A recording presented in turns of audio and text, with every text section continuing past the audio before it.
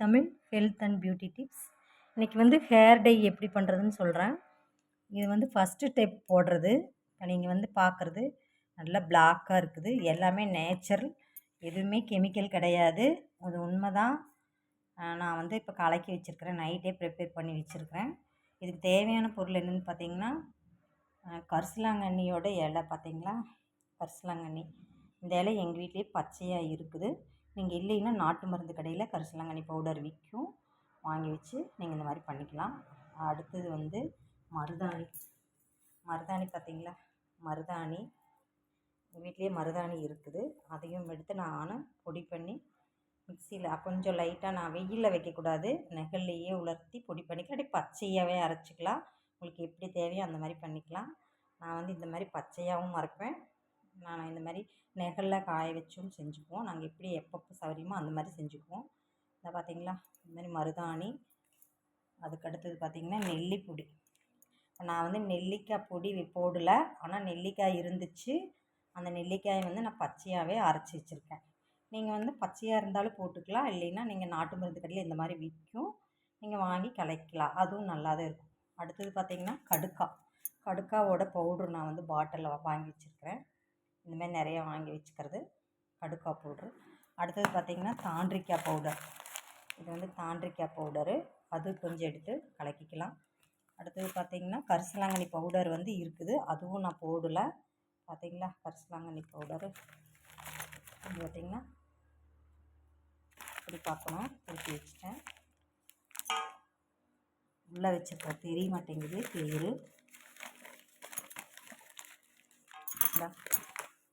கரிசலாங்கண்ணி பொடி பார்த்திங்களா, அது.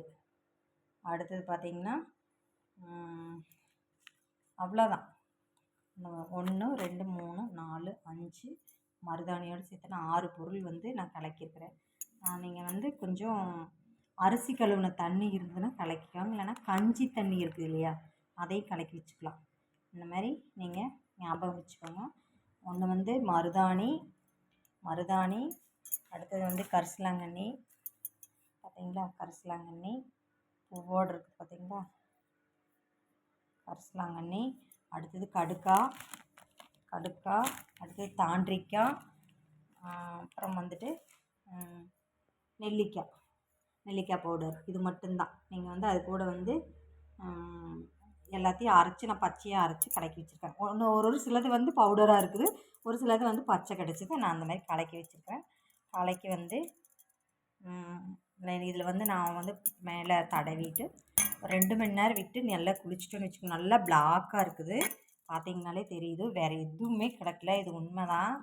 நீங்கள் நம்பணும் கண்டிப்பாக. இது வந்து நான் வந்து, ஆனால் இந்த வடைச்சட்டி வந்து நம்ம வந்து இந்த பாத்திரத்தை இரும்பு பாத்திரத்தில் தான் கலக்கணும். பாருங்கள், நான் இது ரொம்ப நாளாக வச்சுட்டே இருந்த பாத்திரம். இந்த மாதிரி இரும்பு பாத்திரம் நான் வாங்கி வச்சுருக்கிறேன். இந்த மாதிரி வாங்கி வச்சுட்டு நீங்கள் கலக்கி வச்சிட்டிங்கன்னா கலர் வந்து இந்த மாதிரி ஆயிடும். போடும்போது இந்த கலர் கிடைக்காது. நம்ம இரும்பு வடைச்சட்டியில் கலக்குனா மட்டும்தான் இந்த கலர் கிடைக்கும். அதில் இருக்கிற அந்த இது வந்து இதில் கலந்ததுன்னா இந்த மாதிரி கலர் வந்துடும். அப்புறம் வந்து நீங்கள் தலையில் வந்து அப்ளை பண்ணிக்கலாம். பார்த்திங்கன்னா இந்த மாதிரி இந்த மாதிரி எல்லாமே வேர்க்காடில் படுறபடி எல்லாமே அப்ளை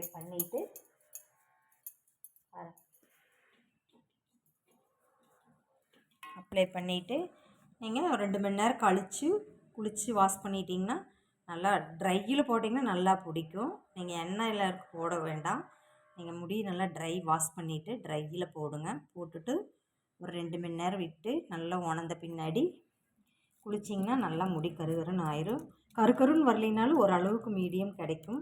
அடுத்த ஸ்டெப்பு வந்து நீங்கள் போடுறதுக்கு வந்து நான் இன்னொரு ட்ரிப் சொல்கிறேன். இது ஃபஸ்ட்டு ஸ்டெப் போட்டு 2 மணி நேரம் கழித்து குளிச்சுட்டு அடுத்த ஸ்டெப்பு போட்டோம்னா நல்லா முடி கருன்னு ஆயிரும்.